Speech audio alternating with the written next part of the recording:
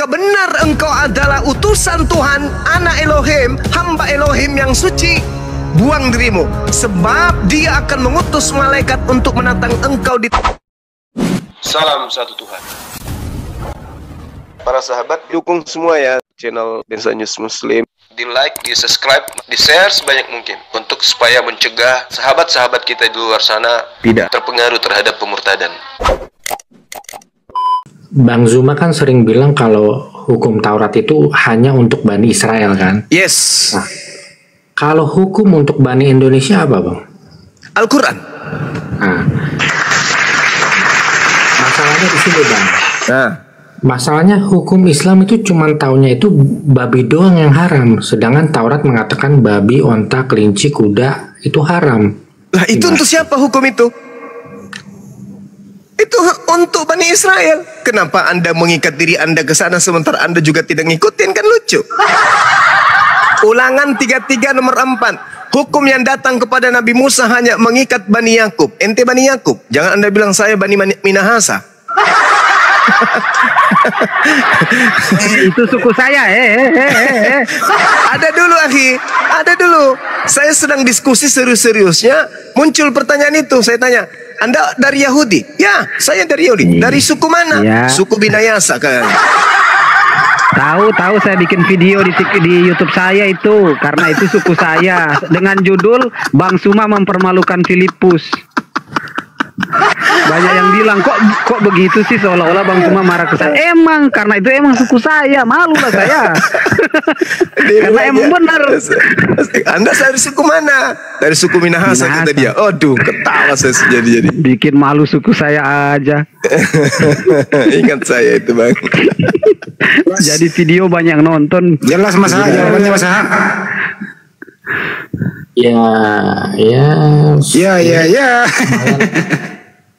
Bang Juma, ini sebagai pelajaran juga kepada Oten yang ada di sini 2,7 gitu. Yang dimaksud dengan firman yang menyatakan sampaikan Injil, sampaikan semua ajaran atau Injil ini dan jadikan mereka 12 murid ke segala bangsa-bangsa. Bangsa-bangsa yang dimaksudnya itu adalah bangsa siapa itu, Bang Juma? Bani Israel. Betul. Bani Israel, murid-muridku kan? 12. Jadikanlah seluruh bangsa muridku. Itu mateteos itu dalam bahasa Yunani. Murid-muridku. Jadikanlah seluruh bangsa muridku. Jadikanlah murid seluruh bangsa muridku.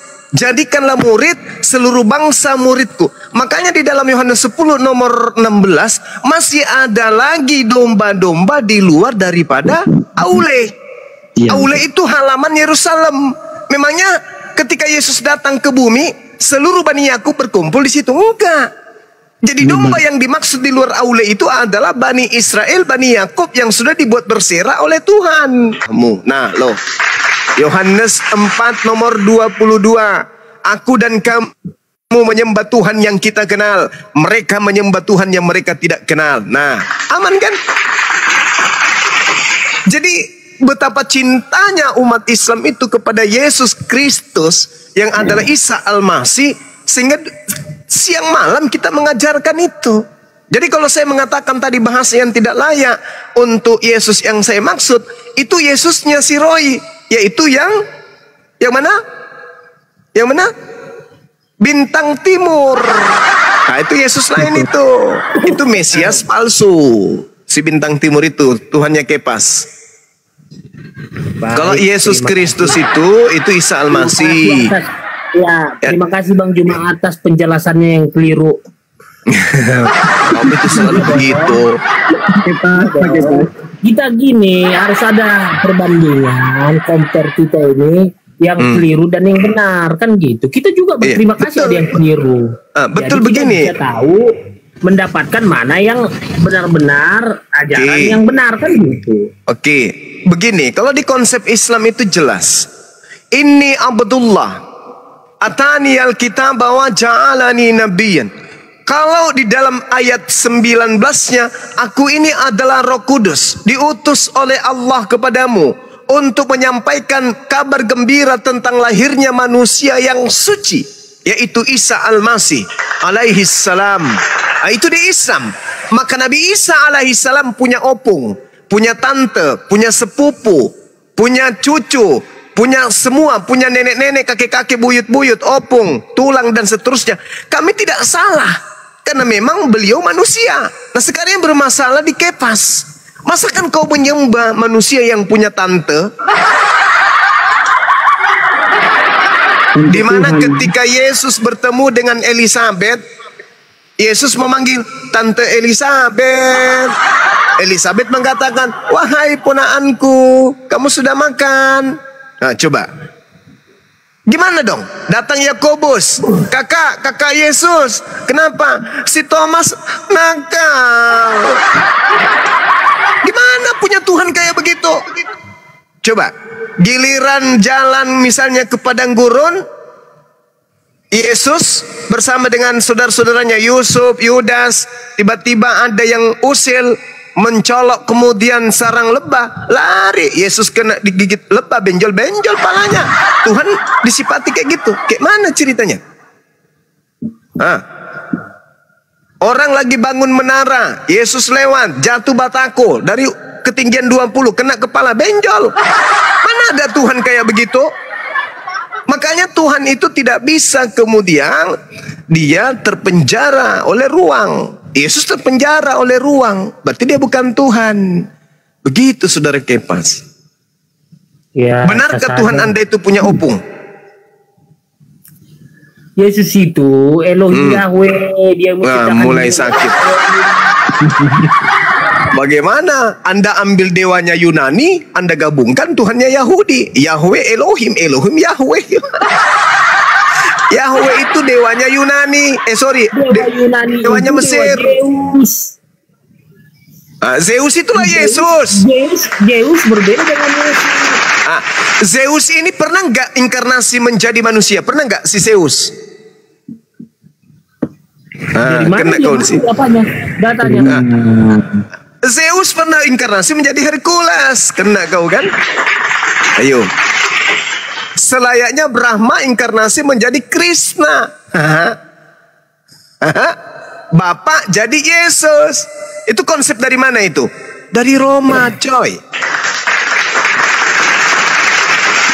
Memang enggak apa-apa. Ya namanya enggak punya Roh Kudus ya memang begini. Roh Kudus lagi. Roh Kudus lagi. Kamu ngerti nggak yang kamu sebut Roh Kudus itu di dalam Lukas 24 nomor 37 itu adalah hantu loh. Mereka kaget dan ketakutan sebab mereka mengira melihat hantu. Hantu di situ apa bahasa Yunaninya? Pneuma. Sedangkan yang kau sebut itu Roh Kudus adalah bahasa Yunaninya apa? Pneuma hagios. Apa itu? Hantu suci. Jadi kau ingin mengatakan, oh Bang Suma bisa berkata begitu karena pada diri Bang Suma nggak ada hantu suci. Emang nggak ada. Misalnya kamu yang ada hantu suci alias makhluk halus. Ngeri kau lah. Mari kau itu. Casper dong.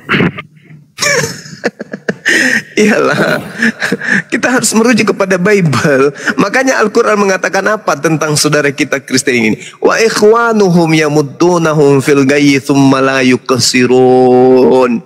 Teman-teman orang kafir itu, orang-orang fasik itu adalah membantu setan-setan dalam menyesatkan manusia. Dan orang kafir dan setan bekerja sama untuk menyesatkan manusia, dan mereka tidak henti-hentinya menyesatkan. Coba. Mereka tidak akan henti-hentinya menyesatkan. Kenapa? Karena mereka ini adalah saudara setan. Setan bersumpah di hadapan Allah akan menjerumuskan seluruh keturunan Adam masuk ke neraka. Setannya mana sekarang? Ada yang pernah melihat setan? Tidak ada. Makanya Al-Quran mengatakan pembisi itu minal jinnati wan nas, dari golongan jin dan manusia.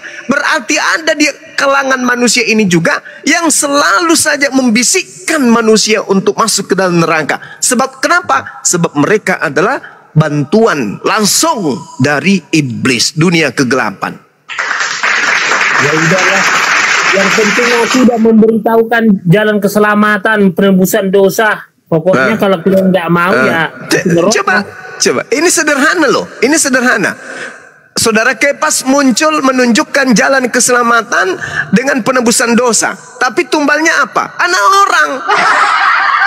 Coba, apakah ada nabi pernah mengajarkan Tuhan Bani Israel meminta persembahan darah manusia? Enggak ada. Yang ada cuman dewa Molok yang minta darah manusia. Dia katakan, yang penting saya sudah menunjukkan jalan kebenaran. Gimana mau benar? Tumbalnya manusia. Ajaran setan.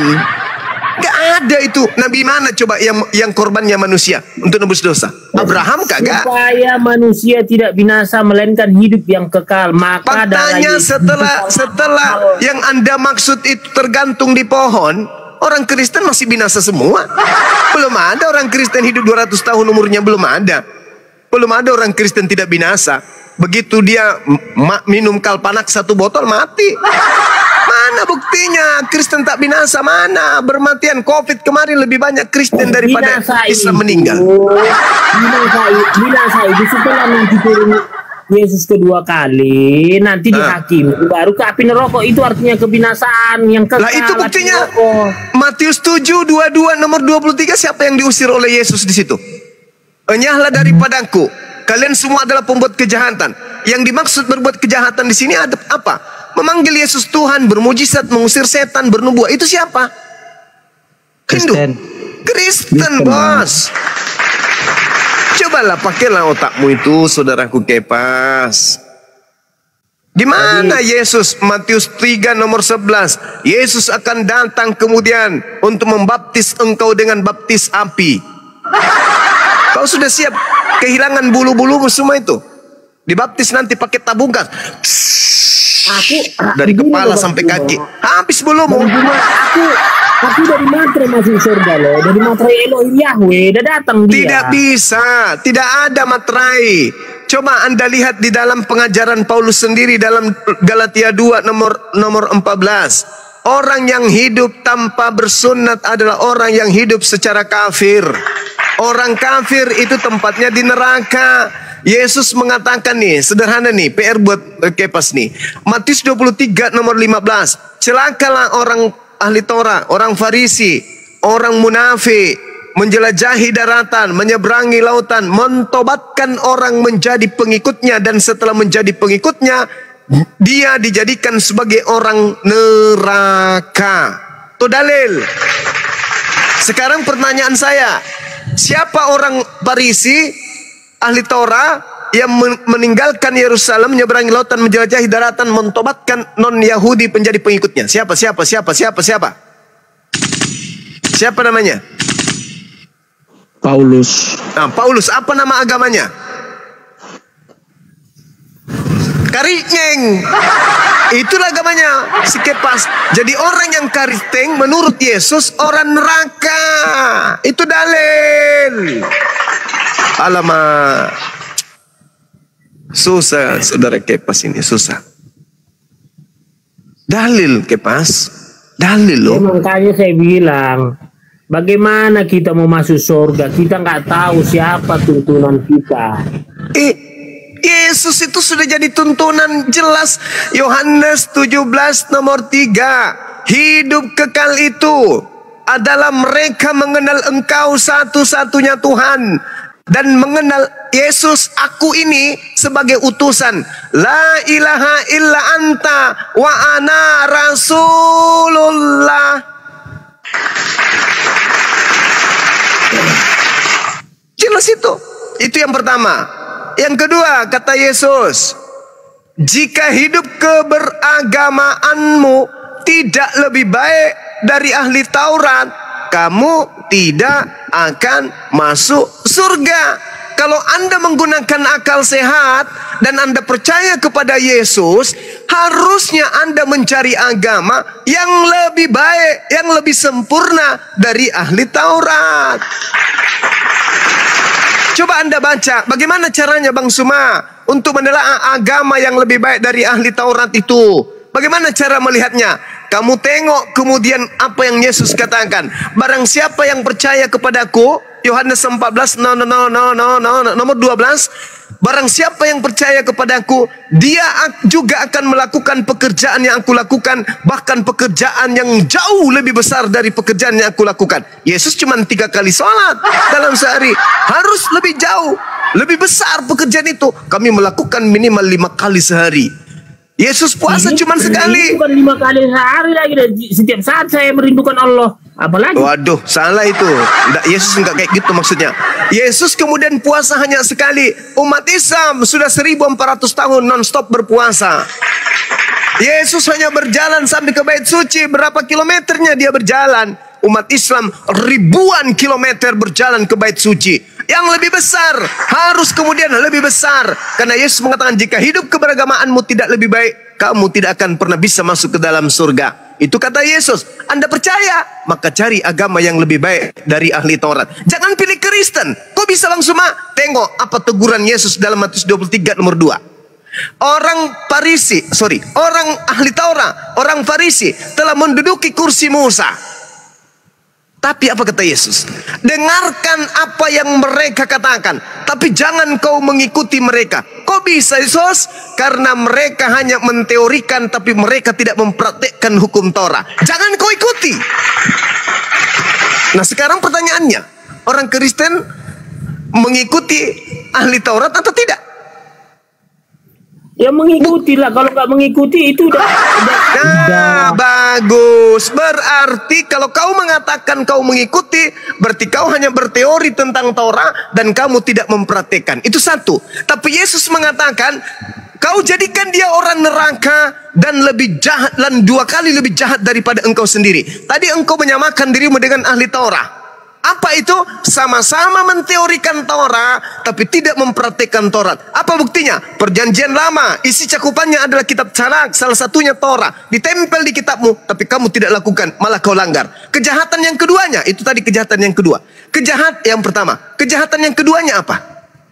Kamu melakukan sesuatu yang membantah perintah Sang Yang Maha Tinggi. Sesuai dengan Daniel 7 nomor 25. Apabila sang pembinasa keji duduk di tempat yang kudus, seperti yang dinubuatkan Nabi Daniel. Apa itu? Dia sang pembinasa keji menentang perkataan-perkataan Sang Maha Tinggi. Sang Maha Tinggi mengatakan, jangan kau tambah Tauratku, jangan kau kurangi.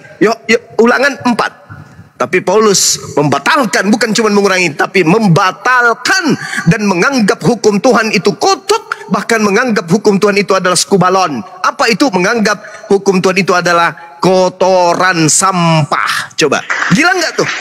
Jadi orang Kristen itu betul 2 kali lebih jahat daripada ahli Taurat. Kalau ahli Taurat cuman menteorikan tapi tidak mempraktekkan. Kalau orang Kristen sudahnya tidak mempraktekkan, membantah pula perkataan yang Maha Tinggi. Sudah demikian bikin aturan sendiri, makan babi, tidak bersunat, ibadah minggu, menyembah Tuhan, menyembah dewa, apalagi patung. Itu 5 kali bahkan lebih jahat daripada apa yang dinubuatkan oleh Yesus. Yang pada intinya Matius 5:20 saja Kristen sudah nggak bisa masuk surga, karena agama Kristen tidak lebih baik dari ahli Taurat. Bahkan orang Kristen menggaungkan, "Oi umat Islam, apa paman? Kristen itu bukan agama." Ya sudah, berarti kamu nggak lolos. Karena untuk menjadi masuk surga harus punya agama dulu. Karena menurut Yesus, jika agamamu tidak lebih baik dari ahli Taurat, kamu tidak bisa masuk surga. Bagaimana Kristen mau masuk surga? Agama saja bukan. Syarat untuk menyaingi, menjadi pesaing ahli Taurat itu agama. Itu agama Kristen, pengikut Yesus, agama Kristen. Katanya Kristen bukan agama. Siapa bilang Kristen bukan agama? Kalau begitu, di mana Yesus mengajarkan agama Kristen? Karena kau di sini. Balik. Ya. Jadikanlah semua bangsa menjadi muridku. Artinya ikut bangsa-bangsa di India, di Cina, di Indonesia, semua bangsa. Parah pula kau bawa India. Apain pula kau bawa India? Yesus Matius 15:24. Ada perjanjian baru. Yesus mengaku, sebarkan ini sampai ke Asia. Kan di Iya, silakan Anda sebarkan. Silakan sebarkan. Sebarkan semuanya. Makanya Yesus mengatakan apa? Yohanes 14:31. Camkan baik-baik perkataan Yesus. Dunia harus tahu. Apa itu maksudnya? India, Jepang, Cina, Indonesia, Malaysia, Afrika, Negro, Amerika. Dunia harus tahu, kata Yesus, bahwa aku mengasihi Tuhan. Dan bahwa aku melakukan segala apa yang diperintahkan Tuhan kepada aku. Wah, keren kali. Berarti dunia harus tahu kalau Yesus itu adalah seorang Muslim yang taat. Subhanallah. Berarti dunia harus tahu kalau Yesus itu Muslim. Dunia harus tahu kalau aku ini Islam, damai sejahtera. Makanya dia mengatakan dalam Yohanes 10 nomor 27, aku tinggalkan Islam pada kalian. Islamku aku tinggalkan untuk kalian. Damai sejahteraku aku berikan kepada kalian. Islam. Jangan ditambah-tambahi. Shalom. Di Alkitab tidak ada Islam. Dalam bahasa Yunani, Rena dalam bahasa Yunani artinya damai sejahtera. Dalam bahasa Ibrani shalom, bahasa Arab salam. Artinya damai sejahtera. Yeremia 28 nomor 11. Coba kau baca, apa kata Tuhan di sana? Aku tahu rancangan-rancanganku tentang kalian, yaitu rancangan yang akan datang, yaitu rancangan damai sejahtera. Mana damai sejahtera fi lugatil Arabia? Ayo. Shalom, Islam, salam. Aslam. Karisteng di Antioquia. 1 tahun lamanya dia bersama-sama murid di sana di Antioquia, lalu disebut dengan sebutan Kalisteng. Siapa yang bersama-sama? Paulus. Paulus yang ke Antioquia, bukan Yesus. Makanya di dalam Kisah Para Rasul 24 nomor 5, orang-orang Yahudi berteriak kemudian ingin memenggal Paulus. Apa kata orang Yahudi? Inilah dia Paulus, sang penyakit sampar. Dia adalah tokoh dari sekte Nasorios. Nah, Paulus dikatakan sekte dari Nasorios, Nasrani alias Karisteng. Jadi lu nggak bisa kemana-mana. Yesus itu adalah tokoh Yudaism. Apa pembuktian kalau Yesus itu tokoh Yudaism? Dari Paulus sendiri mengakui, Galatia 4 nomor 4, Yesus itu takluk di bawah hukum Taurat. Coba, Yesus sendiri mengatakan apa? Makananku adalah melakukan pekerjaan yang diperintahkan Bapa untuk aku lakukan. Berarti Yesus adalah Muslim. Paulus juga mengatakan Muslim. Ibrani 5 nomor 7. Dengarkan baik-baik. Sebagai manusia, Yesus telah mempersembahkan doa yang sungguh-sungguh kepada Tuhan yang mampu menyelamatkannya dari maut, dari kematian. Dan atas kesolehannya doa Yesus telah dikabulkan. Yesus anak soleh. Dia dicari sama emaknya, sama bapaknya. Yesus, Yesus, kau kemana anakku? Ternyata Yesus lagi menjadi anak TPA di bait suci. Ya, gitu apa-apa Yesus itu Islam, gimana konsepnya?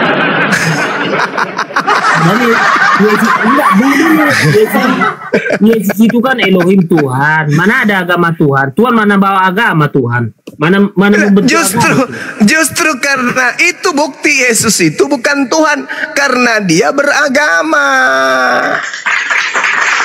Iya, itu Elohim Yahweh yang menciptakan. Ya itu sangkaanmu. Itu sangkaanmu. Udah jelas di Filipi 2:5 sampai 11. Itu sangkaan Paulus. Kau sudah, kamu pernah baca enggak? Oleh Roh Kudus, Paulus itu. Kamu pernah, kalau begitu saudara Kepas, kenapa Paulus bertobat dari mengajarkan Efesus? Kenapa Paulus bertobat dari mengajarkan 13 kitabnya? Jawab saya. Paulus bertobat setelah dia mengajarkan Kristen, dia bertobat. Yang benar. Mau dalilnya? Dia pasti dilintirkan Bang Juma, pasti itu. Tidak sama sekali. kubacakan dalil kepada Anda untuk membantu asupan vitamin ke kepala supaya Anda bisa sehat. Baca Kisah Para Pewarta 21 nomor 15 sampai nomor 26. Paulus bertaubat dari mengajarkan ajaran Kristen. Begitu dia keluar dengan hebatnya, dia mengatakan, jangan pernah kau bersunat. Tak ada orang yang dibenarkan karena bersunat. Tak ada orang yang dibenarkan karena tidak makan babi.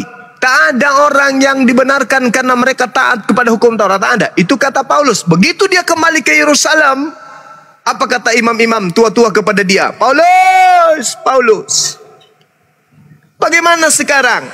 Tentu orang-orang Yahudi yang mendengarkan bahwa engkau datang kembali ke Yerusalem akan membunuh engkau.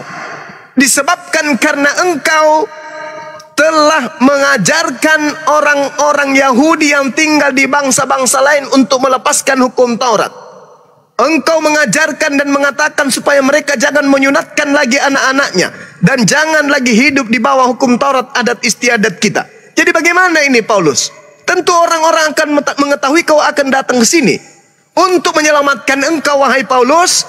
Lakukanlah apa yang kami perintahkan ini, yaitu di antara kami ada orang 4 yang bernazar. Bawalah mereka bersama-sama dengan engkau. Lakukanlah pentahiran. Lakukanlah pentahiran dirimu bersama-sama dengan mereka dan tanggunglah biaya mereka, sehingga mereka dapat mencukur rambutnya. Maka semua orang yang tahu bahwa segala kabar yang mereka dengarkan tentang engkau yang membatalkan hukum Tuhan sama sekali tidak benar, melainkan bahwa engkau telah memelihara hukum Taurat itu. Tetapi mengenai bangsa-bangsa yang telah menjadi percaya, yang telah kau sesatkan, sudah kami tuliskan keputusan-keputusan kami, yaitu mereka harus menjauhkan diri dari makanan yang kau halalkan, yaitu darah, daging binatang yang dicekik dan seterusnya, dan pencabulan. Pada hari berikutnya Paulus membawa orang-orang itu serta dengan dia, dan Paulus mentahirkan dirinya bersama dengan mereka. Lalu Paulus masuk ke dalam bait suci untuk memberitahukan bila mana pensucian akan dirinya sudah selesai dan persembahan akan dipersembahkan untuk mereka masing-masing. Paulus kembali melakukan persembahan. Berarti Paulus kembali mengajarkan hukum Taurat. Paulus kembali ditahirkan. Berarti Paulus bertaubat dari mengajarkan ajaran Kristen. Dalil? Selamat datang di Paulus bertaubat dari mengajarkan Kristen. Dalil? Ada dalilnya.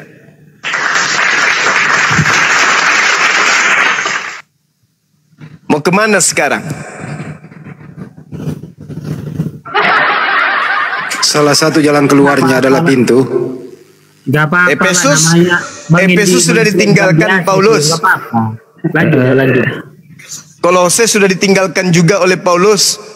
Mau kemana sekarang? Dia bertobat, dia kembali kepada agamanya yang lama. Berarti dia ngeprank lah itu ya Bang Juma. Ngeprank. Gimana dong? Pokoknya kalau jangan diam aja. Dicurahkan darahnya yang kudus untuk penebusan dosa kami. Bagaimana Anda mengatakan darah kudus? Amsal 6 nomor 16. Apa kata Salomo di sana? 6 kekejian yang dibenci oleh Tuhan. Bahkan 7 perkara yang tahu saya. Terus yaitu menumpahkan darah. Menumpahkan darah orang yang tidak bersih. Siapa yang menumpahkan darah? Romawi, Bang Juma. Gimana sih? Bagus.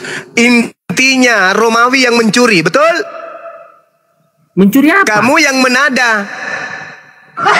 Hasil curian. Gimana dong? Lebih kejam lagi penadanya, lebih jahat lagi.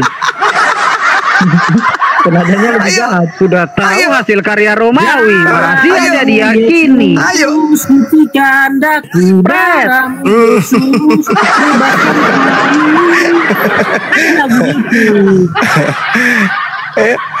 Roma yang menumpahkan darah. kamu yang panen minum darah. Gimana ini? Makanya tadi Bang Juma jangan ambil ke Amsal. Itu nggak masuk narasi itu. Yesus di dalam Lukas 24 nomor 44 berkata bahwa aku akan menggenapi semua yang tertulis tentang aku. Memang harus pergi sesuai dengan apa yang tertulis di dalam kitab Taurat, kitab Nabi-Nabi, dan kitab Mazmur. Jangan kau bilang enggak. Yesus sendiri yang mengaku, aku akan pergi sesuai dengan apa yang sudah tertulis. Bukan aku pergi sesuai dengan yang bakal tertulis, yaitu surah-surah Paulus, negeng, bukan. Tetapi dia harus pergi sesuai dengan apa yang tertulis tentang dia. Apa yang tertulis tentang dia di dalam Mazmur, di dalam kitab Torah, di dalam kitab para nabi. Contoh nih. Di dalam Matius 4 nomor 6. Wahai Yesus, ya paman, buanglah dirimu dari bumbungan bait suci ke bawah. Sebab ada tertulis, jika benar engkau adalah utusan Tuhan, anak Elohim, hamba Elohim yang suci, buang dirimu. Sebab dia akan mengutus malaikat untuk menatang engkau di tangannya, agar kakimu tidak terantuk kepada batu. Ada tertulis di dalam Mazmur 91, Anda baca nomor 12, malaikat akan datang menatang dia di tangannya agar kakinya tidak terantuk kepada batu. Jelas itu. Kata Yesus, aku pergi berdasarkan tentang apa yang tertulis tentang aku di dalam kitab Mazmur. Nah tuh, Mazmur mengatakan ketika Yesus terancam, malaikat datang mengangkat dia ke langit agar kakinya tidak terantuk kepada batu, agar dia maksudnya tidak kemudian dieksekusi oleh orang-orang kafir. Gitu cara belajarnya. Jadi yang kau sembah itu adalah orang yang menggantikan Yesus. Siapa itu? Ya orang terkutuk. Siapa yang terkutuk? Baca di dalam Ulangan 21 nomor 22 nomor 23. Baca tuh. Apabila ada orang yang dikutuk Tuhan karena melakukan dosa yang setara dengan hukuman mati, jangan kau biarkan mayatnya semalam-malaman. Sebab orang yang mati terkutuk oleh Elohim, jangan kau biarkan dia menyentuh tanah yang diwariskan Tuhanmu kepada nenek moyangmu. Gak boleh. Makanya jenazah dari pengganti Yesus yang ada di atas pohon itu diturunkan sebelum hari Sabat. Karena dia adalah orang yang dikutuk oleh Elohim. Elohim yang mengutuk jenazah yang ada di atas pohon itu yang digantung. Sekarang pertanyaannya, kalau itu adalah Yesus, bagaimana mungkin? Inilah anakku yang kukasihi. Inilah anakku yang kulindungi. Inilah anakku, inilah anakku, inilah anakku. Kepadanya aku berkenan. Kok berkenan kok dikutuk? Gak bisa. Yesus harus terangkat. Wajib hukumnya terangkat ke langit. Tidak boleh. Yang digantung itu orang yang dikutuk, orang yang makan suap, orang fasik, pengkhianat. Bukan Yesus. Yesus itu orang suci. Makanya Al-Quran mengatakan, melainkan Allah telah mengangkatnya di sisinya. Diangkat Nabi Isa. Yang menggantikan adalah orang yang diserupakan dengan beliau. Apa buktinya? Kisah Para Rasul 25 nomor 19. Mereka semua berselisih paham tentang seseorang yang bernama Yesus. Berselisih paham tentang seseorang yang bernama Yesus. Berselisih paham tentang seseorang yang bernama Yesus. Ada yang berkata Yesus telah mati, tapi Paulus berkata Yesus masih hidup. Al-Quran tidak pernah keliru, Bung. Itulah mujizatnya Al-Quran. Mampu menceritakan tentang orang Kristen, mampu menceritakan tentang orang-orang kafir, bahkan isi hati orang-orang kafir diceritakan oleh Al-Quran. Itulah mujizat daripada Al-Quran itu sendiri. Demikian.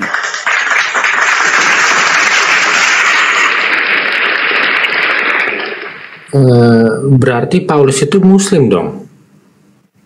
Bisa jadi. Paulus Muslim, aduh Tuhan, cara bagaimana ini?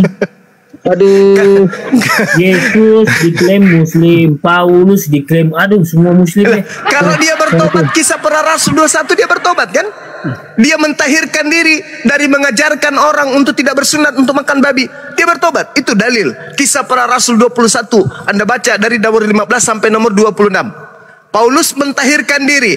Paulus memberikan persembahkan korban. Apa yang dipersembahkan korbannya? Pasti yang dilakukan oleh Yesus. Yesus dalam Matius 8 nomor 4, apa kata Yesus? Pergilah, perlihatkanlah dirimu di hadapan imam. Berikanlah persembahan yang diperintahkan oleh Musa. Musa memerintahkan persembahan apa? Baca Imamat 1 nomor 2. Katakan kepada orang Israel, wahai Musa, apabila mereka hendak memberikan kurban hewan kepada Tuhan Elohim, hendaklah mereka mempersembahkan hewan ternak berupa kambing, domba, sapi, lembu. Gak ada manusia, bong.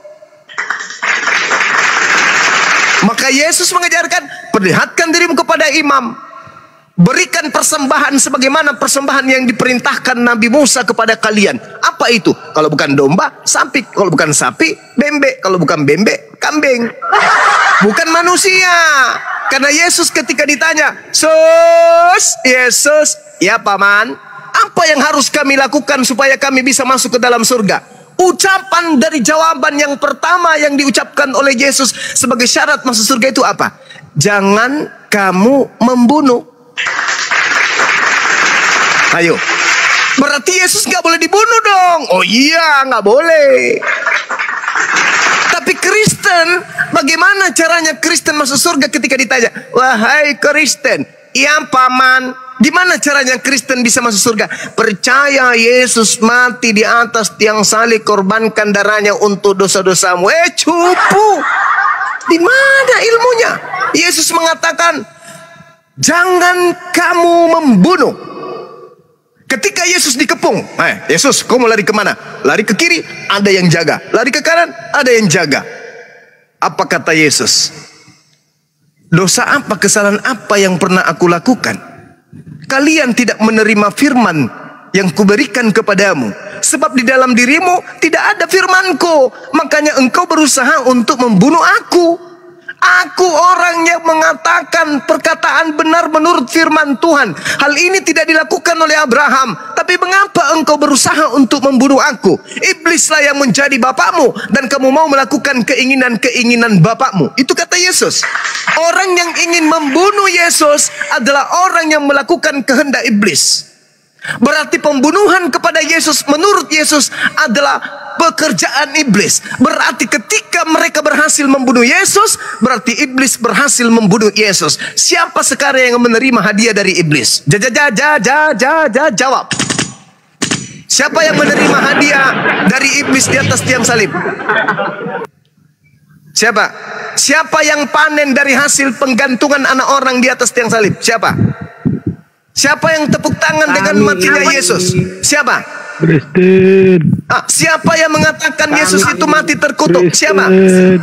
Kristen. Berarti hadiah terbesar yang iblis berikan ke atas muka bumi ini adalah salib. Untuk siapa? Untuk Kristen. Innalillahi wa inna ilaihi raji'un. Enyahlah daripadaku, kalian semua adalah pembuat kejahatan. Kata siapa? Kata Yesus. Kabur bang, kabur. Ya, gepeng kepalanya, hantam peluru. Gimana dong? Kalau masa ini daun kelor. Jadi Bang Juma itu sebabnya pada akhirnya Yesus berkata sebelum dia dibangkitkan kepada orang-orang yang memanggilkan dan tidak mengikuti perkataan firman-Nya yang disampaikan oleh Bapaknya. Kalian semua saya akan berterus terang, kalian semua ini adalah pembuat kejahatan. Iya. Ya. Jadi yang mentuhankan dia, yang memanggil dia, berseru memanggil dia Tuhan, Tuhan, bernubuat dengan namanya, mengusir setan dengan namanya, justru itu agama siapa? Itu tidak termasuk Islam, tidak juga termasuk Hindu, tetapi orang-orang yang mentuhankan yang ada di dalam gereja. Karena berseru dengan nama-namanya. Ya Dende.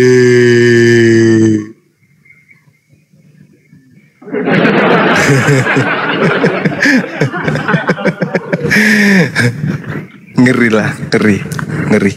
Ya, mudah-mudahan teman-teman Kristen yang mendengarkan ini jangan melihat apa yang kami sampaikan ini adalah tafsir buta, enggak. Yang kami sampaikan ini bukan tafsir buta. Itu ada dalilnya, Bung. Cobalah sedikit teman-teman yang taat ke gereja sedikit untuk mengoreksi dirinya. Karena Yesus mengatakan tidak semua orang yang memanggil aku Tuhan, bukan Tuhan tapi Tuhan, akan masuk ke dalam kerajaan surga, melainkan mereka yang melakukan kehendak. Jadi ada dua kelompok yang memanggil Yesus itu Tuhan, yaitu Bani Israel muridnya dan penumpang dari luar Bani Israel, yaitu Kristen. Di mana di antara kedua dari kelompok ini yang melakukan kehendak Bapa? Sudah pasti murid-murid Yesus. Nah, kalau kita ingin jujur, atas kehendak siapa orang Kristen ibadah hari Minggu? Atas kehendak siapa Kristen menyembah Yesus? Kehendak Bapa kah? Atas kehendak siapa kemudian orang Kristen tidak bersunat? Kehendak Bapa kah? Atas kehendak siapa kemudian Kristen ini makan babi? Atas kehendak Bapa kah? Semuanya bukan atas kehendak Bapa. Berarti tergenapi sudah. Makanya di dalam Yohanes 12 nomor 48 Yesus mengatakan, barang siapa yang menolak aku. Nah tuh kelihatan kan? Barang siapa yang menolak aku, tidak menerima perkataanku, dia sudah ada hakimnya, yaitu perkataan yang pernah aku ucapkan. Perkataan itulah kelak yang akan menjadi hakimnya di akhir zaman. Nah coba, umat Islam nih, apakah menolak Yesus? Kalau walaupun Yesus diutus bukan untuk umat Islam, tapi apakah secara terang-terangan umat Islam itu menolak? Tidak. Apa buktinya? Ketika Yesus datang mengaku sebagai nabi, kami terima. Ketika Yesus mengaku utusan untuk Bani Israel, kami terima. Ketika Yesus membangkitkan orang mati, kami terima. Ketika Yesus berkata-kata bukan dari dirinya, kami terima. Ketika Yesus mengatakan bahwasanya dia diutus hanya untuk kepada domba yang hilang dari Israel, kami terima. Ketika Yesus berkata bahwa angkatan jahat minta tanda bangkit pada hari ketiga, kami terima. Semua perkataan-perkataan Yesus, meskipun kami tidak beriman kepada Bible, itu kami imani. Kenapa? Karena Al-Quran mengatakan, wa iskalallahu ya Isa bin Maryam anta qulta linnas tahiduni wa ummi. Apakah engkau wahai Isa yang mengajarkan kepada mereka untuk menjadikan dirimu dan juga ibumu sebagai Tuhan selain aku? Apa kata Nabi Isa? Qala subhanaka ma yakunu li an aqula ma laysa li bihaqqa. Apa yang inti menjadi ajaran Yesus? Ani abdullah rabbi wa rabbakum fattaqullaha wa ati'un hadza siratul mustaqim. Itu ajarannya. Maka kami terima apa yang diurai di Bible, kami terima. Ucapan-ucapan kenabian, kerasulan sebagai utusan Tuhan kepada Bani Israel, kami terima. Kami tidak menolak. Sekarang Kristen menolak tidak? Menolak. Apa buktinya? Kok dituhankan, bro? Kok dituhankan? Itu bukti Anda menolak. Nah itulah yang akan menjadi hakim. Ketika Anda dihakimi kemudian pada hari terakhir nanti akan dihakimi. Wahai Kristen, berbaris, pancan depan, krak, tegak, krak, menghitung, tuh, dua, ini besar perutnya, hitung dua. Kalian semua ini menuhankan saya atas perintah siapa? Saling tuduh. Emakku yang memerintahkan aku, Pak. Emaknya bilang kakekku, kakek bilang eyangku. Aku tunjuk-tunjuklah dia nanti di sana. Ayo, siapa yang memerintahkan kalian makan babi? Mana dalilnya? Mana perintahnya? Siapa yang merintahkan kalian menggantikan Tuhan Maha Pencipta menjadi manusia? Ayo jawab. Aku tabuklah mereka, tampal pipi kiri. Pak, kau yang ngajarin saya kan? Oh enggak, aku diajarin sama bapak. Bak, tampar lagi. Bapak nampar emaknya. Pak, kau yang ngajarin saya ke gereja pada saat saya kecil sampai aku besar. Yang bapak lagi nampar emaknya. Buang. Aku hantam-hantam dia semua. Kenapa? Karena mereka menolak Yesus. Yesus jelas-jelas datang untuk meluruskan Bani Israel saja agar mereka kembali kepada hukum Taurat. Tiba-tiba mereka justru menjadikan Yesus sebagai Tuhan. Coba, itu aja dulu bukti. Itu dulu umat Islam dipanggil. Umat Islam, ya paman, wih bercahaya semua mukanya ini karena wudhu pasti nih. Sama dengan saya juga membasuh wajah, kaki dan tangan ketika masuk bait suci. Kalian sujud, aku pun sujud. Kalian puasa, aku pun puasa. Kalian sunat, aku pun sunat. Masya Allah, ini kelompok dari mana? Oh, umatnya baginda Rasulullah Muhammad sallallahu alaihi wasallam. Tiba-tiba kemudian Yesus hormat patah-patah, siap hormat gak? Kenapa kalian menganggap saya nabi? Loh, ente ngaku nabi. Mengapa kalian menganggap saya utusan pencipta langit dan bumi? Lah memang kan kamu itu pencipta langit dan bumi. Di kitab suci kamu mengajarkan nyembahannya kepada Allah, mendudukkan dirimu sebagai utusan Allah. Engkau mengatakan ini Abdullah, engkau hamba Allah, engkau Nabiullah, engkau memberitakan Injil. Salah enggak? Betul sih. Ya sudah, kamu masuk surga. Lah, selesai. Iya toh? Aman kan? Kan penghakimannya Yesus katanya. Orang Kristen mengatakan, Yesus nanti akan datang menjadi hakim. Dia datang menjadi hakim karena ada yang terdakwa. Siapa yang terdakwa? Ya kalian. Kalian yang terdakwa. Iblis menyerahkan kemudian. Iblis yang menjadi bapakmu. Dan kamu ingin melakukan keinginan bapakmu. Yaitu membunuh aku. Aku orang yang mengatakan tentang firman Tuhan. Kalian malah ingin bunuh. Abraham tidak mengajarkan hal seperti ini. Aku mengajarkan. Kenapa langsung kalian mau bunuh aku? Iblis yang menjadi bapakmu. Orang Kristen mengatakan, bukan kami loh sus yang membunuh kamu. Iya memang bukan kamu, tapi kamu yang menerima. Kamu itu penada, cuplis. Umat Islam mati-matian mengatakan, aku manusia suci, aku terkemuka di dunia dan di akhirat. Aku terangkat oleh Tuhanku karena aku dibersihkan dari orang-orang kafir laknatullah. Kamu tidak. Kamu malah berkongko-kongko dengan pembunuh. Kamu berkongko-kongko dengan iblis. Yohanes 6 nomor 70. Aku sudah titip pesan. Bukankah aku yang memilih engkau yang 12? Dan satu di antaramu adalah iblis, yaitu Yudas yang berkhianat. Kenapa kamu mengimani perbuatannya, cupu? Nah, inilah yang kemudian Islam datang untuk mengajak kemudian teman-teman kita Kristen, ayo mari rangkulan kembali kepada jalan yang benar. Yesus itu hanyalah Rasul, Yesus hanyalah utusan Tuhan kita. Tuhan kita itu adalah Allah yang Maha Suci lagi Maha Tinggi. Bukan Yesus, dia hanya manusia utusan. Cukuplah orang-orang Yahudi yang memfitnahnya sebagai anak haram, memfitnah ibunya sebagai pesina. Kita jangan ikut-ikutan. Kita jangan terlibat di sengketa itu. Jangan. Cukuplah orang Farisi yang memfitnahnya mati, ditampar, diludahin, ditelanjangin, ditombak, dibunuh, digantung. Cukuplah orang Farisi. Kita jangan. Jangan masuk terlibat di sengketa itu, sebab kita tidak ada bagian di situ. Yuk mari dudukkan perkara yang sesungguhnya. Dia hanya nabi, dia hanya rasul, dia manusia suci, terkemuka di dunia dan di akhirat, orang yang disayangi oleh Allah, hamba yang dicintai oleh Allah. Dah selesai. Beriman aja kita kepada beliau bahwa dia itulah adalah Nabiullah yang diutus kepada Bani Israel, tapi disangkali, ditolak dan seterusnya. Jangan malah berkongko-kongko. Sudahnya dia dibilang anak zina, dibilang dia adalah tukang sihir, ibunya adalah pesina. Kamu bikin tambah parah fitnahnya. Kamu nganggap dia Tuhan, kamu nganggap dia jelmaan Tuhan, kau anggap dia inkarnasi Tuhan. Mau sampai kapan kalian memperbodoh diri? Ayo, gunakan akal sehat, kembali kepada jalan yang lurus. Islam adalah solusi. Al-Quranul Karim diutus oleh Allah di atas muka bumi ini untuk seluruh umat manusia. Ya ayuhan nas, qad ja'atkum mau'idatum min rabbikum wa shifaa'un lima fis sudur wa hudaw wa rahmatul lil mu'minin. Wahai seluruh umat manusia, Hindu, Buddha, Kristen, Islam, ateis, seluruh manusia, sungguh telah datang kepadamu pelajaran berupa Al-Quran dari Tuhanmu yang menciptakan, sebagai penyembuh bagi penyakit yang ada dalam dada dan petunjuk serta rahmat bagi orang-orang yang beriman. Yuk, mari tadabbur, mari kita kemudian kembali kepada risalah kemanusiaan kita, bahwa mustahil kitab suci tidak sesuai dengan akal.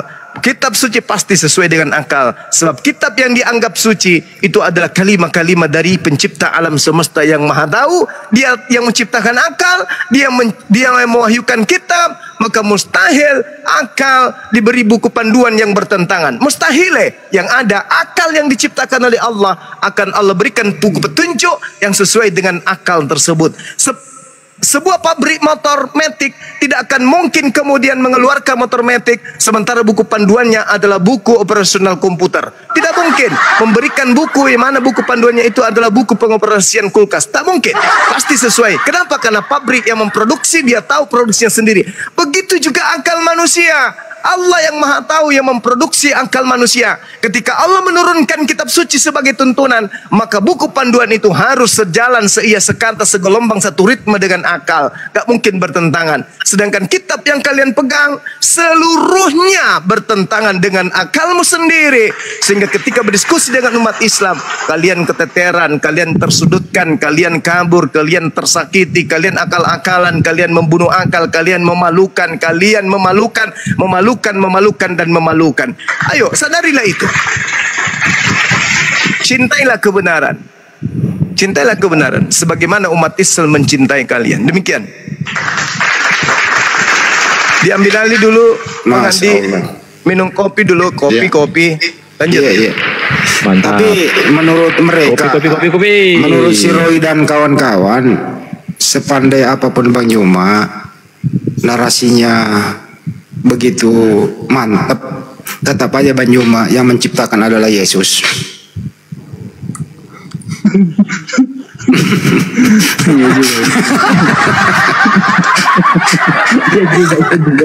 Arya dan Bang Juma adalah ciptaan Yesus. Tek. Iya. Itu jurus terakhir Bang Andi. Jurus terakhir itu. Pokoknya saya nggak mau tahu Bang Juma ciptaan Yesus. Titik, udah selesai. Karena belakangan emosi ataupun tidak, pokoknya Bang Juma ciptaan Yesus. Itu jurus terakhir, jurus orang putus asa. Pokoknya viral ini malam ini. Tulis itu, saya mau ganti thumbnail ini. Ternyata Bang Juma yang ciptakan adalah Yesus. Gue mau ganti thumbnail lah. Gue mau ganti. Tunggu. Terusin dulu, gue mau ganti thumbnail. Saya siapa dulu? Bang Joseph, monitor Bang Joseph. Saya istirahat sejenak ya, silakan. Siap. Halo. Oh, Uma. Ya, halo Bu. Suara saya? Dengar Bu, dengar. Ini Ibu atau Bapak? Kedengaran Bu. Saya Kristen. Siap, bagus lah. Saya sudah mendengar itu si Juma itu jual koyo itu. Dengar jangan mau dengar itu peserta radio saja itu sama juga itu. Tak perlu dijawab dia. Iya Bu. Ibu lagi dapat habis makan cabai ya Bu. Itu kan enggak ngerti. Kalau perempuan yang ngomong sudahlah. Biarin aja. Pokoknya kalau perempuan ngomong udahlah. Minggir lu Pak. Bikin buku baru, firman dia buat. Gimana Bu? Iya. Ibu saudaranya Bu Nenek Darni ya? Ini Ibu gimana Ibu? Ibu rela menyembah ponaannya Elizabeth. Ibu nggak mau memikirkan kok Tuhan Anda punya tante? Gimana itu Bu? Kok Tuhan Anda punya saudara Yusuf, Yudas, Yakobus? Kok Tuhan punya saudara? Sepupu sekalinya Yesus Tuhan Anda itu Yahya, Yohanes. Masa sampai segitunya? Jadi otak ini untuk apa kita dikasih? Kalau ternyata konsep ketuhanan agama kita bertentangan dengan otak, untuk apa? Mending jadi ayam.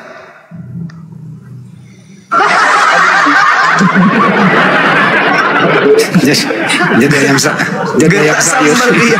Gertak sambal dipikir saya tadi yang ngomong tadi Ohola apa Oholiba? Oholiba itu. Ohola apa Oholiba sih yang ngomong tadi? Oholiba. Ohola dia. Oholiba. Tunggu aja ntar Oholiba nanti masuk. Habis Oholiba lihat aja nanti.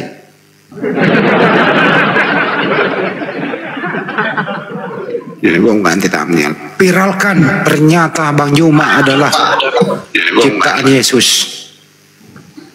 Gue ganti thumbnail ya. Selamat malam. Selamat Ya, malam. Bang Yezet. Usul. Juma. Jumpa semua. Gimana Bang? Gimana? Dan Bang Juma. Iya, gimana Bang?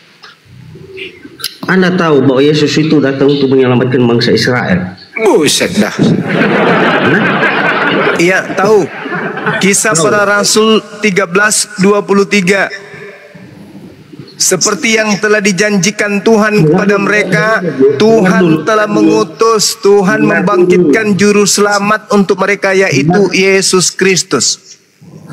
Mana tertulis Yesus diutus untuk juru selamat bagi Romawi Kristen? Ada nggak? Yesus datang untuk menyelamatkan bangsa Israel, ya. Betul, betul. Terus bentar dulu satu-satu dulu, bro. Iya, saya tanya terus. Bentar, iya. Ketika ada seorang perempuan dari Samaria, dari Kambara, dari Samarinda. Bentar dulu. Kalimantan dong.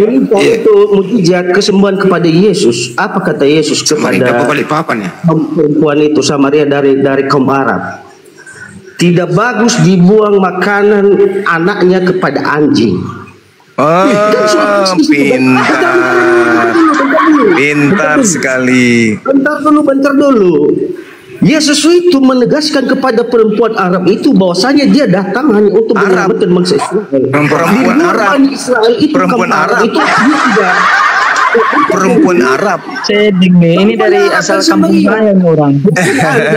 Ini yang baru betul bikin kitab sendiri nih. Ini bikin kitab sendiri. Lucu nih. Ada itu. Ketika seorang Samaria dari Kanaan, Samaria, kesembuhan anak kepada Yesus. Yesus mengatakan kepada perempuan Samaria itu dari Kanaan itu bahwasanya tidak bagus dibuang makanan anak-anaknya untuk anak-anaknya kepada anjing. Tahu kan? Iya tahu. Sudah tahu maksud Yesus itu. Iya tahu. Siapa yang dianggap anjing di situ dan dianggap babi? Bangsa Israel. Kalau di luar Bani Israel itu seperti kaum Arab, dia tidak ada Arab di situ, nggak ada Arab. Kanaan itu dari mana itu? Kanaan dari mana itu? Kanaan itu kalau tanah Kanaan itu apa menurutmu? Wilayah Kanaan itu di mana? Kaum Arab itu. Kaum Arab ya? Kaum Malasa. Itu tertulis di mana, Bang? Tertulis di mana, Bang? Apanya? Itu yang disebut babi itu tertulis di mana?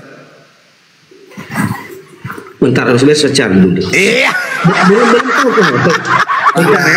Matius 7 itu dompala Cordoba. Ya udah kan saya yang dimaksud orang munafik di situ siapa? Orang munafik. Bentar, yang dimaksud enggak tanya dulu kan. Yang dimaksud orang munafik itu siapa di situ? Bentar. Siapa? Ya. Bentar. Ini Matius 15 bukan 7. Matius 7 yang kau maksud itu, yang kau maksud Matius 15 itu nomor 23 24. Itu wanita Samaria. Itu enggak dianggap babi di situ. Anak bau.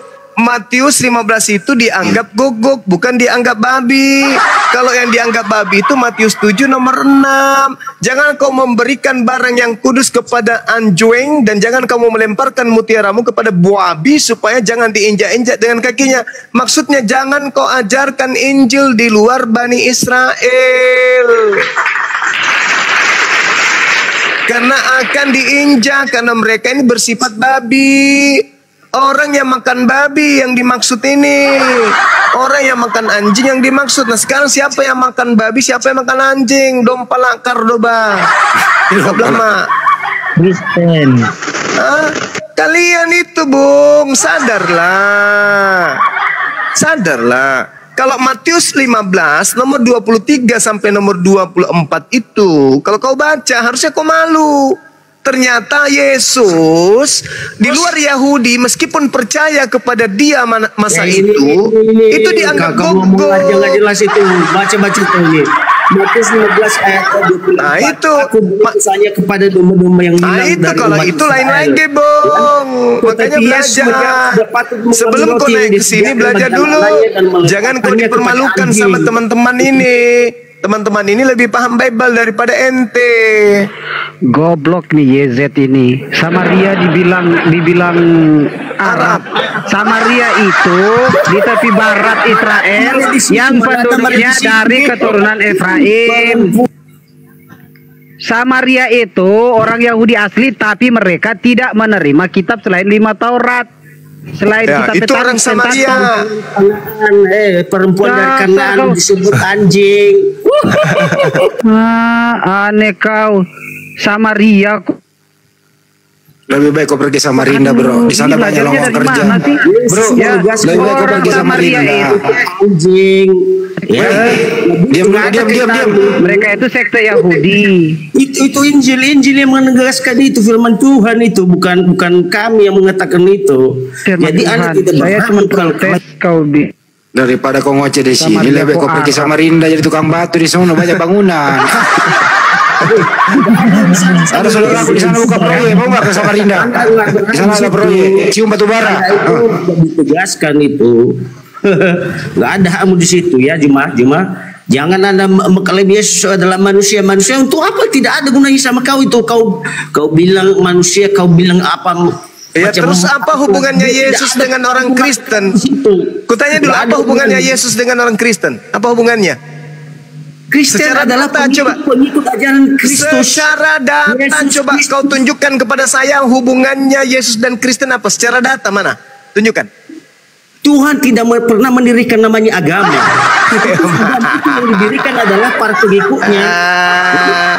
Ditanya, apa hubungannya Yesus dengan Kristen? Agama tidak pernah mendirikan agama. Tuhan tidak pernah mendirikan agama. Dengan demikian Anda sudah menggugurkan agama Kristen. Sekarang tolong tunjukkan hubungannya Yesus dan Kristen itu apa? Pingin saya tahu. Yahudi itu dibentuk oleh kelompok. Apa? Ngomong apa? Saya nak orang Yahudi. Yang saya tanya hubungan Yesus dengan Kristen itu apa? Satu dalil aja, satu aja. Pingin kali Kristen saya adalah tahu. pengikut Kristus. Itu artinya dari bahasa Itu klaim kamu. Itu klaim kamu. Yang saya tanya, klaimnya Yesus mana tentang Kristen? Tunjukkan ke saya. Tuhan tidak pernah mendirikan agama. Tuhan tidak pernah mendirikan agama. Saya tidak tanya Tuhan mendirikan agama atau tidak. Dengan demikian Anda sudah menggugurkan agama Anda sendiri karena Kristen itu agama. Sekarang begini, Bung. Tolong kau tunjukkan hubungannya Yesus dengan Kristen. Coba. Hubungannya adalah kami adalah pengikut ajarannya Yesus. Itu klaim kamu. Saya tidak tanya kamunya. Yang saya tanya Yesus. Yang saya tanya Yesus. Saya tidak tanya kamu. Apa hubungan Yesus? Itu loh yang kutanya. Apa hubungan Yesus?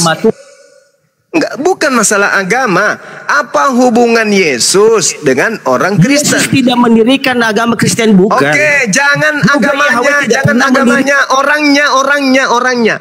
Apa hubungan Yesus dengan orang Kristen? Hubungannya adalah kami adalah pengikut ajaran murid-murid Yesus itu. Itu klaimnya kamu. Ya? Itu klaimnya kamu. Oke, kalau kamu mengaku kalian adalah murid-murid Yesus, saya tanya, apakah murid-murid Yesus makan babi? Jawab. Makan babi lah, makan babi. Hah?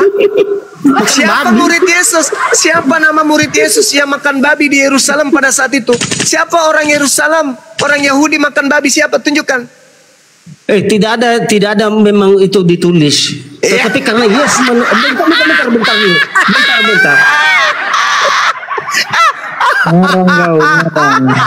Lebih baik kau pergi kali sumur. Saya bilang tadi, lebih baik kau pergi kali sumur.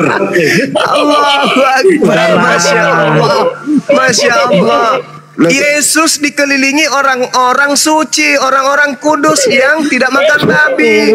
Yesus dikelilingi oleh orang-orang bersunat. Coba kau tunjukkan kepada saya, siapa nama murid Yesus yang tidak bersunat? Ada hubungan sama Yesus, nggak ada. Udah. Loh, saya bukan umatnya. Saya tidak pernah mengaku muridnya. Kamu itu yang mengaku Kristen, pengikut Yesus katanya. Dia siapa nama murid Yesus? Satu aja. Siapa nama murid Yesus yang tidak bersunat? Ya, siapa? Satu aja. Coba. Nggak ada hubungan Yesus sama kamu, nggak ada itu. Fix itu ya. Sakit ente. Turunin sakit ente. Sakit. Berhubungan sama dia. Nggak sanggup kamu lawan saya kan Bima. Sakit ya.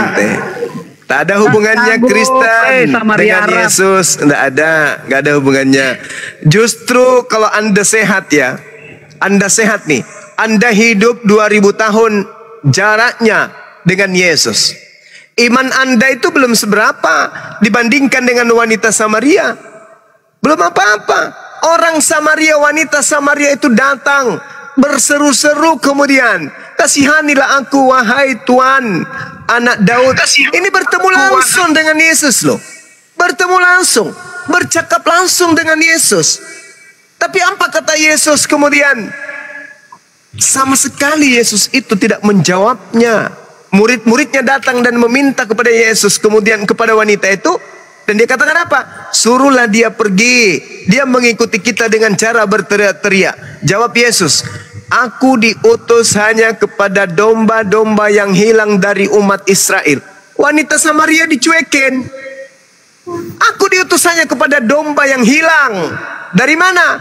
Dari Indonesia? Bukan. Lalu dari mana? Dari Israel. Kalian orang Israel? Hah? Tetapi perempuan Kanaan ini kemudian datang mendekati dan sujud menghormat kepada Yesus sambil berkata, Tuhan, tolonglah aku. Seorang perempuan minta tolong, anaknya dalam kerasukan setan, sangat menderita. Tapi apa kata Yesus? Tidak patut mengambil roti yang disediakan bagi anak-anak dan melemparkannya kepada anjing. Bayangkan itu, wanita yang sangat-sangat membutuhkan pertolongan, bersungut-sungut, bersujud kepada Yesus. Tuhan tolong sembuhkan anakku sangat menderita. Apa jawabannya? Tidak patut mengambil roti yang disediakan bagi anak-anak dan melemparkannya kepada anjing, kata Yesus. Apa kata perempuan itu? Benar Tuhan. Ini masih dalam keadaan bersujud ini. Benar Tuhan. Namun anjing itu makan sampah yang jatuh dari meja tuannya. Maka Yesus mengatakan apa? Hai ibu, besar imanmu, maka jadilah kepadamu seperti yang kau kehendaki. Apa yang dimaksud iman di sini? Orang Kanaan mengaku bahwa mereka adalah anjing. Orang Kanaan mengaku pemakan sampah. Yesus tepuk tangan. Hore, imanmu benar ibu, imanmu besar. Jadilah seperti apa yang kau inginkan. Apa yang terjadi? Anaknya sembuh. Akibat dia mengaku anjing, akibat dia mengaku pemakan sampah, dia dikatakan Yesus imanmu besar. Apa akibatnya? Anaknya sembuh. Nah, ini orang sesaman Yesus dibilang pemakan sampah. Sesaman Yesus dibilang anjing. Imannya besar, tapi dia mengiyakan ibu itu anjing. Dia mengiyakan ibu itu pemakan sampah. Bagaimana dengan Anda yang 2000 tahun hidup setelah Yesus? Makan babi, tidak bersunat, menuhankan Yesus, ibadah minggu. Apakah kira-kira Yesus mengatakan kepada kalian? Penyesat, enyahlah daripadaku, kalian semua adalah pembuat kejahatan. Kalau Anda ingin membahas tentang kekristenan secara totalitas, menurut pengajaran Yesus, saya ajarin. Anda baca Matius 23 dari nomor 1 sampai nomor 36. Itu Yesus tamatkan tentang Kristen. Tentang penyaliban pun Yesus bahas di situ. Orang-orang yang percaya kepada penyaliban, kata Yesus, adalah keturunan ular beludak yang tidak akan mungkin lolos dari api neraka. Pelajarin itu wahai saudaraku Kristen. Matius 23 nomor 2 sampai nomor 36. Kalau ada hal yang mengganjal dan Anda mengatakan Bang Suma salah, besok hari di mana saya ada di Komal, Anda naik. Bang Suma, pertanggungjawabkan ucapanmu. Matius 23, Anda menuduh itu membahas tentang Kristen. Kalau Anda betul dan bisa mengalahkan Bang Suma secara argumentasi, secara logika berdasarkan Matius 23, saya tutup akun saya dan saya pilih menjadi bintang film saja. Gak usah jadi apologet lagi. Kalian semua menjadi saksi. Kalau ada orang Kristen yang mampu untuk keluar dari lingkaran dan cengkraman Matius 23. Bahwa Kristen disebut sebagai keturunan ular beludak yang tidak akan mungkin lolos dari api neraka. Itu tantangan dari saya. Jangan Al-Quran. Kalau Al-Quran sangat pedih, kasihan kalian. Cukup Bible. Bible yang akan mengulas dan mengeluarkan isi perutnya sendiri. Mengatakan bahwa kalian adalah hasil dari makar itu sendiri. Al-Quran mengatakan wa makaru wa makarallah wallahu khairul makirin. Itu sangat menyedihkan sebenarnya, dan saya tidak tega untuk mengulas itu. Bahkan di dalam Al-Quran, kenapa Kristen itu terkutuk? Al-Quran mengatakan di dalam surah Al-Maidah ayat 78. Apa kata Allah Subhanahu wa taala tentang kalian? Lu'inal ladina kafaru min bani Israel ala lisan Daud wa Isa bin Maryam. Dzalika bima asaw wa kanu ya'tadun. Orang-orang kafir dari Bani Israel telah dilaknat melalui lisan Daud dan lisan Nabi Isa alaihissalam. Yang demikian itu disebabkan karena mereka durhaka dan mereka selalu melampaui batas. Ini stempel dari Al-Quran di jidat kalian orang Kristen. Nih, jadi jangan coba-coba membahas Al-Quran tentang kalian, pedih. Mending bahas Matius 23 nomor 2 sampai nomor 36 yang membahas tentang kekristenan. Anda tamat di sana bahwa yang dibahas Yesus, yang disindir Yesus, yang dinubuatkan Yesus dalam Matius 23 tak lain dan tak bukan adalah anything. Pelajari itu, saya kasih waktu 2 hari, 3 hari, 4 hari, 1 minggu. Kalau Anda sudah paham, naik ke Komal di mana ada Bang Suma, saya akan pertanggungjawabkan dan saya berani bertaruh. Kalau dalil-dalil Matius 23 digenapi oleh Kristen. Siapapun Anda yang mau belajar, yuk mari kita diskusi. Pelan-pelan, santai, dengan irama yang menyegarkan, mengenakkan di kuping, tanpa hujat menghujat. Naik, kita diskusi baik-baik. Jangan pakai Quran, kasihan kalian. Pakai Bible. Wa makaru wa makarallah. Allah membalas dan Allah adalah sebaik-baik pembalas tipu daya. Allah membalas dari Bible itu sendiri.